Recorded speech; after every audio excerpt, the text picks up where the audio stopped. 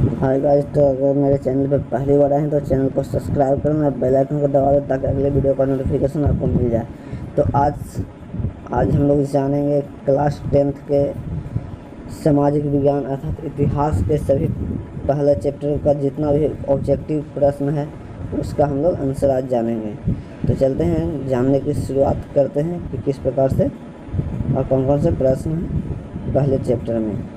तो जहाँ पर पहला चैप्टर आपको देखने को मिल रहा होगा, पहला चैप्टर में पहला प्रश्न आ रहा है, जर्मन राज का निर्माण किसने किया था? ऑप्शन ए लुई 18वां, option B Napoleon Bonaparte, option C Napoleon तृतीय, ऑप्शन डी बिस्मार्क। तो यहाँ जो सही आंसर हो जाएगा ऑप्शन बी हो जाएगा दोस्तों, नेपोलियन बोनापार्ट। सेकेंड प्रश्न जो आपके सामने आ रहा है उसमें पूछा जा रहा है, यूरोप में राष्ट्रवाद की पहली स्पष्ट अभिव्यक्ति कब हुई थी? ऑप्शन ए 1789 ईस्वी की फ्रांसीसी क्रांति के साथ, ऑप्शन बी 1830 ईस्वी की फ्रांसीसी क्रांति के साथ, ऑप्शन सी 1838 की फ्रांसीसी क्रांति के साथ, ऑप्शन डी इनमें से कोई नहीं।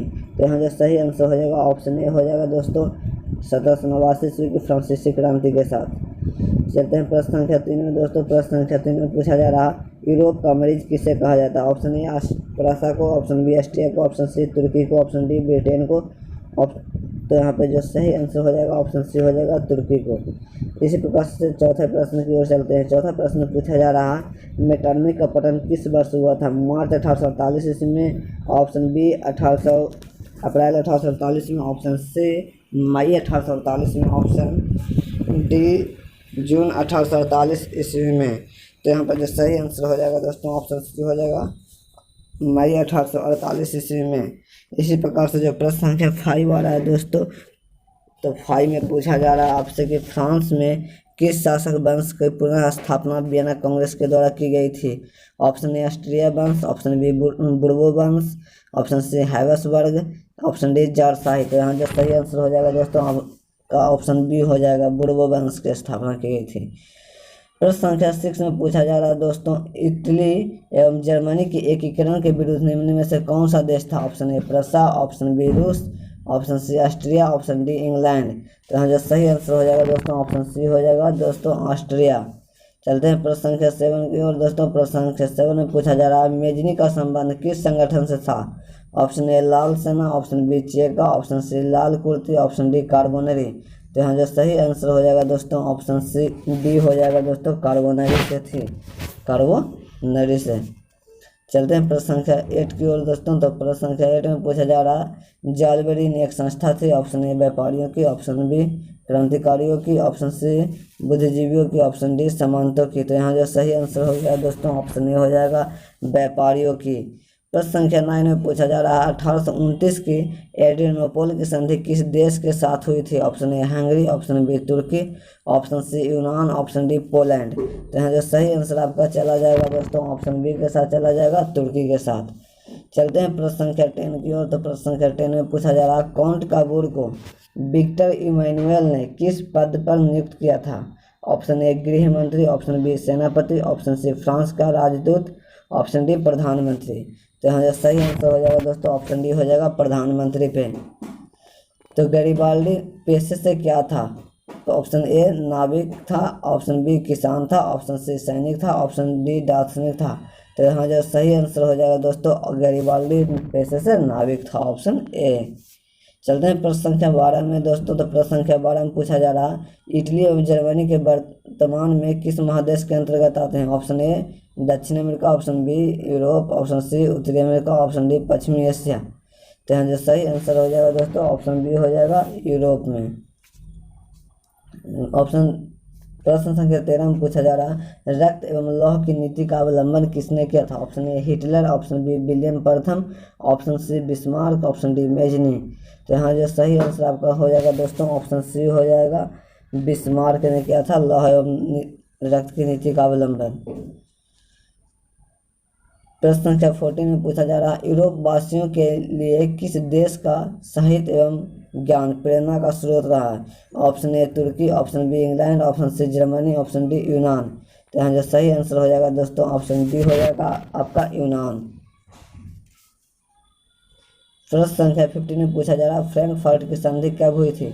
Option A 1871, option B 1870, option C 1866, option D 1864।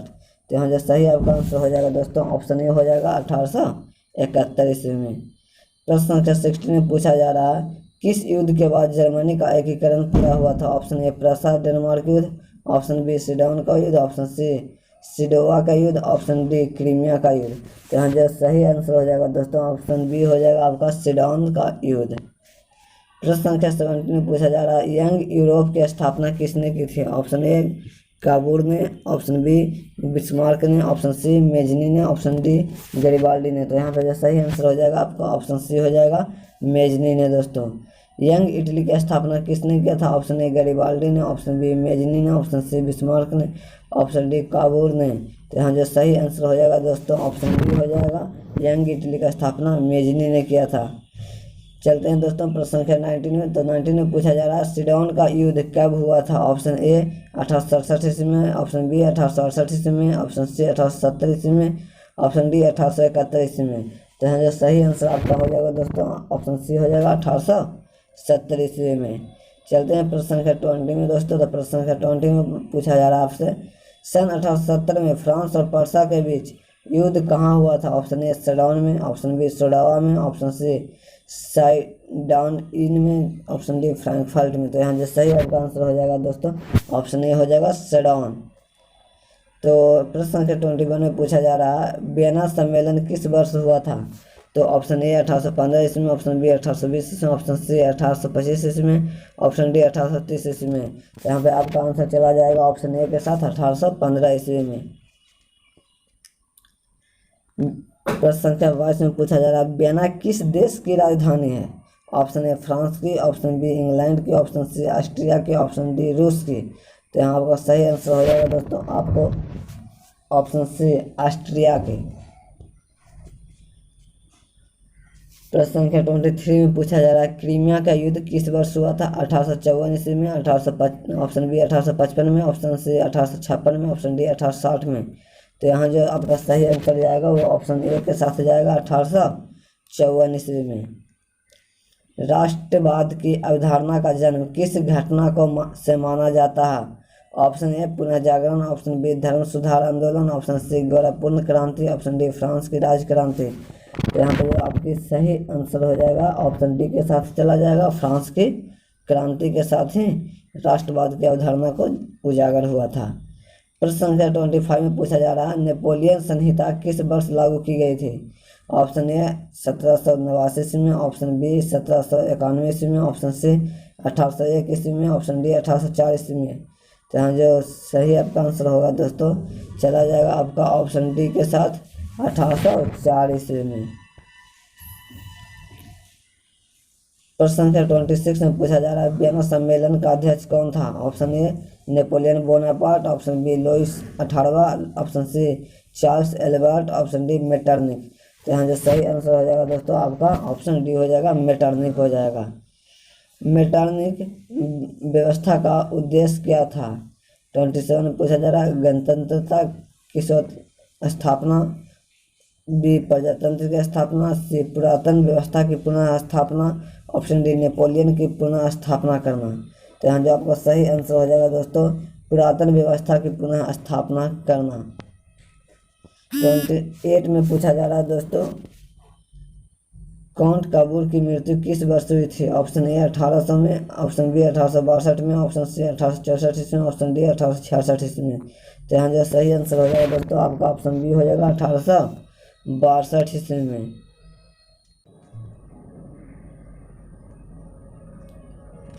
चलते हैं प्रश्न संख्या 29 की तरफ। इटली और जर्मनी के एकीकरण का विरोध कौन था। तो यहाँ पे पूछा जा रहा है इटली और जर्मनी के एकीकरण का विरोधी कौन था। तो option A Austria, option B France, option C Britain, option D रूस।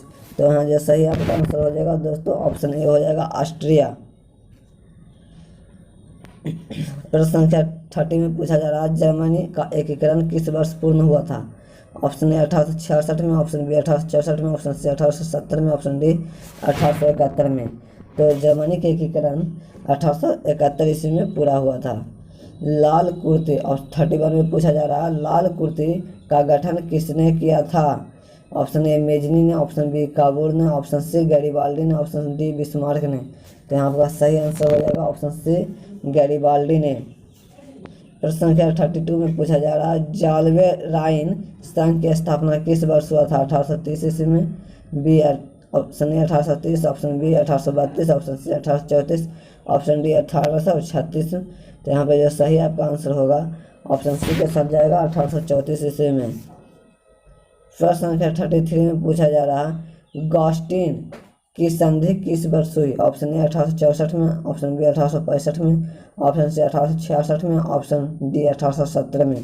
तो यहाँ आपको सही आंसर ऑप्शन बी के साथ जाएगा 1865 में गॉस्टिन की संधि हुई। प्रश्न संख्या 34 में पूछा जा रहा है यूरोपीय सभ्यता का पालना किसे कहा जाता है? ऑप्शन ए इटली को, ऑप्शन बी फ्रांस को, ऑप्शन सी इंग्लैंड को, ऑप्शन डी यूनान को। तो यहाँ जो सही आंसर जाएगा आपको ऑप्शन डी के साथ जाएगा, यूनान को यूरोपीय सभ्यता का पालना कहा जाता है। 35 में पूछा जा रहा है एड्रियानोपल की संधि किस वर्ष हुई? ऑप्शन ए 1829 में, ऑप्शन बी 1830 में, ऑप्शन सी 1831 में, ऑप्शन डी 1832 में। तो यहाँ जो सही आंसर होगा ऑप्शन ए के साथ चला जाएगा 1829 ईस्वी में। 36 में पूछा जा रहा है सिडोन का युद्ध किनके बीच हुआ था? Option A Austria Prussia, option B Prussia Denmark, option C Italy Rome, option D France और पर्सा। तो यहाँ जो आपका सही आंसर होगा जो ऑप्शन डी के साथ चला जाएगा, फ्रांस और पर्सा के साथ हुई थी सिडोन का युद्ध। चलते हैं प्रश्न संख्या 37 में। तो 37 में पूछा जा रहा है किस वर्ष यूनान को एक स्वतंत्र राष्ट्र घोषित किया गया? ऑप्शन ए 1830 ईस्वी में, ऑप्शन बी 1832 ईस्वी में, ऑप्शन सी 1834 ईस्वी में, ऑप्शन डी 1836 ईस्वी में। तो यहाँ पर जो सही आंसर हो जाएगा आपका ऑप्शन बी हो जाएगा 1832 ईस्वी में यूनान को एक स्वतंत्र राष्ट्र घोषित किया गया था। प्रश्न संख्या 38 में पूछा जा रहा है किस संधि द्वारा जर्मनी का एकीकरण पूरा हुआ था? ऑप्शन ए डेनमार्क की संधि, ऑप्शन बी गैस्टिन की संधि, ऑप्शन सी प्राग की संधि, ऑप्शन डी फ्रैंकफर्ट की संधि। तो यहाँ जो आपका सही आंसर हो जाएगा ऑप्शन डी हो जाएगा फ्रैंकफर्ट की संधि। तो प्रश्न संख्या 39 में पूछा जा रहा है हंगरी की राजधानी है? Option A Turki, option B Budapest, option C Prussia, option D Sidon. यहाँ जो आपका सही आंसर होगा हंगरी की राजधानी बुडापेस्ट, ऑप्शन बी। प्रश्न संख्या 40 में पूछा जा रहा है गीजो कहाँ का प्रधानमंत्री था? Option A Prussia, option B Turki, option C France, option D Sidon. तो यहाँ जो आपका सही आंसर हो जाएगा आपका ऑप्शन सी हो जाएगा फ्रांस का, गीजो फ्रांस का प्रधानमंत्री था। चलते हैं प्रश्न संख्या 41 में सेडोवा का युद्ध किनके बीच हुआ था? ऑप्शन ए ऑस्ट्रिया और सिडोन के बीच, ऑप्शन बी ऑस्ट्रिया और पर्सा के बीच, ऑप्शन सी सिडोन और पर्सा के बीच, ऑप्शन डी तुर्की और मिस्र के बीच। तो यहाँ जो आपका सही आंसर हो जाएगा दोस्तों ऑप्शन बी हो जाएगा ऑस्ट्रिया और पर्सा के साथ सिडोन का युद्ध लड़ा गया था। प्रश्न संख्या 42 में पूछा जा रहा है ऑटो को निम्न में से कहाँ का राजा घोषित किया गया? ऑप्शन ए रूस को, ऑप्शन बी यूनान का, ऑप्शन सी फ्रांस का, ऑप्शन डी जर्मनी का। तो यहाँ पर जो सही आंसर है आपको ऑप्शन बी है, यूनान का राजा ऑटो को घोषित किया गया था। तो यहाँ पे पूरा प्रश्न हो चुका है दोस्तों। पूरा आपने देखा कि 42 प्रश्न है जो आपको यूरोप में राष्ट्रवाद से लिया गया है ऑब्जेक्टिव के रूप में। हमें लगता है कि अगर आप इतना प्रश्नों को सही से अध्ययन कर लें तो एक भी प्रश्न आपको एग्ज़ाम में आपका एग्ज़ाम में एक भी प्रश्न नहीं छूटेगा यूरोपीय राष्ट्रवाद से। इसलिए ऐसा ही वीडियो आपको अच्छा लगा हो जरा सभी तो लाइक कर दीजिएगा और चैनल को सब्सक्राइब कर दीजिएगा, क्योंकि ऐसे ही वीडियो लगातार आपको यहाँ पे दिए जाएंगे जिसको आप देखकर अच्छे खासे अंक उठा सकते हैं अपने एग्ज़ाम में। ऐसे तो हमको जैसे कि लगता है कि अगर आप रेगुलर पूरा वीडियो देखते हैं, पूरा वीडियो देखिएगा ना, तो हमको लगता है कम से कम आपका पूरा का पूरा ऑब्जेक्टिव सही जा सकता है, क्योंकि ऑब्जेक्टिव जो भी उठता है वो आपका एनसीईआरटी बुक से उठता है क्लास 10th के एग्ज़ाम में, और ख़ास करके बिहार बोर्ड के एग्ज़ाम में जो भी है बीएससीबी के एग्ज़ाम में वो आपको एनसीईआरटी बुक से ही ऑब्जेक्टिव रहता है। तो ऐसे में लगता है जितना भी मोस्ट इम्पोर्टेंट ऑब्जेक्टिव है उसको छांट कर हम यहाँ पे आपको बता चुके हैं। अगर आप पूरे चैप्टर को वीडियो इस प्रकार से देख लेते हैं और ऑब्जेक्टिव को याद कर लेते हैं तो हमें लगता है कि एक भी आपका ऑब्जेक्टिव है जो बोर्ड एग्ज़ाम में नहीं छूटेगा। अगर आपको थोड़ा सा भी जानकारी अच्छा लगा हो तो चैनल को सब्सक्राइब कर लीजिएगा दोस्तों।